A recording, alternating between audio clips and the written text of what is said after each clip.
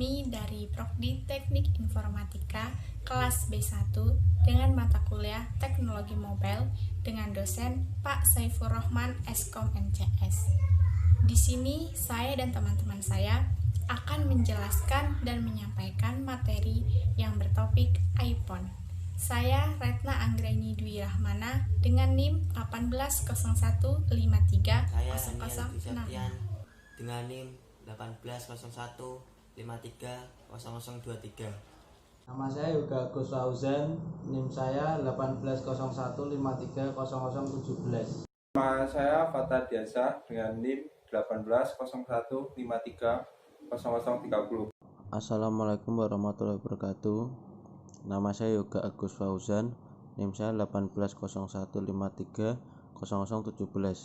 Di sini saya akan menjelaskan tentang sejarah iPhone. iPhone adalah jajaran telepon pintar yang dirancang dan dipasarkan oleh Apple Inc. Pada tanggal 9 Januari 2007 telah tercatat sebagai sejarah penting bagi Apple. Di tanggal tersebut, Steve Jobs selaku CIO Apple dalam acara Macworld Expo resmi mengenalkan produk barunya. Produk ini bernama iPhone yang dikenalkan sebagai gabungan dari iPod yang dengan layar sentuh, ponsel, dan akses internet. Seiring berjalannya waktu, kini perangkat iPhone pertama sudah mencapai usianya yang ke-13 tahun. Tepatnya pada tanggal 29 Juni 2007, perangkat iPhone pertama atau diberi julukan iPhone 2G resmi dijual. Awalnya perangkat iPhone hanya dibuat untuk pasaran pengguna di Amerika Serikat. Bahkan iPhone generasi pertama hanya terbatas untuk digunakan oleh pelanggan operator seluler. Perangkat iPhone generasi pertama menggunakan resolusi layar 3,5 inch, kapasitas penyimpanan 4 GB atau 8 GB, resolusi 320 x 480 pixel, 163 ppi dan 2 megapiksel kamera. Dan masih banyak sekali fitur yang tidak didukung oleh iPhone generasi pertama. Contohnya, tidak ada fitur edit teks copy paste, lalu tidak mendukung multitasking, tidak ada toko belanja aplikasi, dan beragam batasan lainnya. Tetapi jangan khawatir, pelan tapi pasti, Apple menyempurnakan sistem operasi yang digunakan dan menghadirkan iPhone generasi berikutnya di tahun 2008. Dan seiring berjalannya waktu, kini perangkat iPhone sudah dijual di ratusan negara, mendukung beragam fitur dan teknologi terbaru, serta tercatat telah terjual hampir 2 miliar unit. Kesuksesan iPhone selama 13 tahun juga terus menyumbang pendapatan besar untuk Apple. Bahkan sudah sejak beberapa tahun lalu, penjualan iPhone menjadi lebih dari 50% keuntungan yang diperoleh Apple. Dan sejarah akhirnya mencatat iPhone sebagai gadget yang mengubah industri ponsel. iPhone kini hadir dengan layar sentuh yang lebar, papan ketik virtual, bentuk yang minimalis, dan beragam sensor yang digunakan akhirnya menjadi tren yang diikuti sejumlah merek lain. Setiap tahunnya, sejak rilis pertama, Apple selalu mengenalkan perangkat iPhone terbaru. Total saat ini ada belasan perangkat iPhone yang pernah dirilis, yaitu iPhone 2G, iPhone 3G, iPhone 3GS, iPhone 4, iPhone 4S. Lalu kategori yang masih tertinggi yaitu saat ini iPhone 11 Pro Max.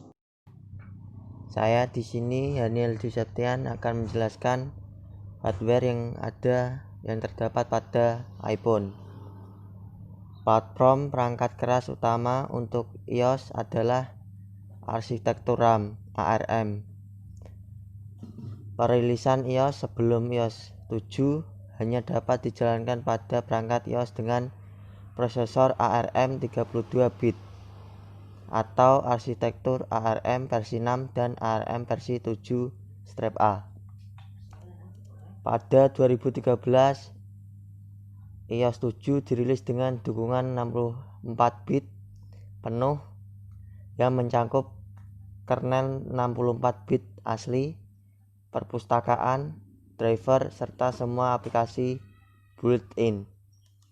Setelah Apple mengumumkan bahwa mereka beralih ke 64-bit prosesor ARM versi 8A dengan pengenalan chip Apple A7. Dukungan 64-bit juga diberlakukan untuk semua aplikasi di App Store.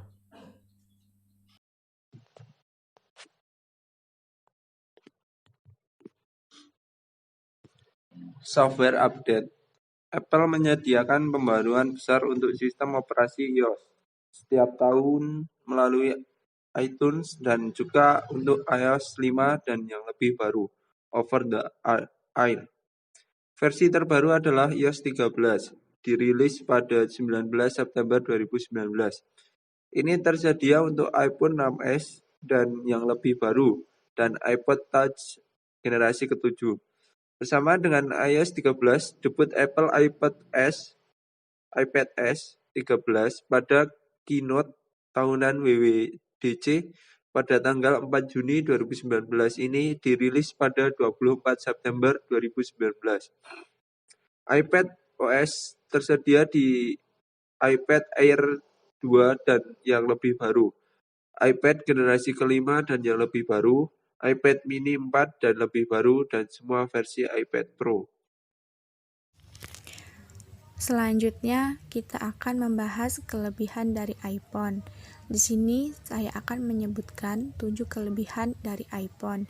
Yang pertama, jumlah aplikasi dan games lebih banyak dibandingkan smartphone lainnya. Lalu yang kedua, punya kontrol ketat terhadap kualitas aplikasi yang ada di App Store. Yang ketiga, performa dan kualitas menjalankan aplikasi atau games lebih bagus dibandingkan smartphone lainnya. Yang keempat, device-device lama bisa mendapat update sistem operasi walau secara hardware jauh tertinggal. Yang kelima, media penyimpanan data secara online. Yang keenam, garansi device internasional. Dan yang terakhir, harga jual lebih stabil. Selain kelebihan, iPhone juga mempunyai kekurangan. Berikut kekurangan dari iPhone. Yang pertama, harga device lebih mahal. Yang kedua, media konektivitas seperti Bluetooth dan Wi-Fi sharing terbatas hanya untuk sesama perangkat iOS. Dan yang ketiga, aplikasi-aplikasi tertentu banyak terdapat versi berbayar. Yang keempat, harus terkoneksi dengan iTunes jika ingin share media file dengan PC atau netbook. Dan yang terakhir, tidak ada slot untuk microSD dan baterai sudah tanam. Jadi kesimpulan dari iOS adalah sistem operasi yang hanya dapat digunakan atau diperoleh di produk Apple. Peran iOS merupakan arah kemajuan di bidang teknologi karena setiap versi bertambah baik. Bahkan iOS bersaing mulai dari sistem, software, serta untuk memanfaatkan celah pasar bisnis dengan baik. Terima kasih.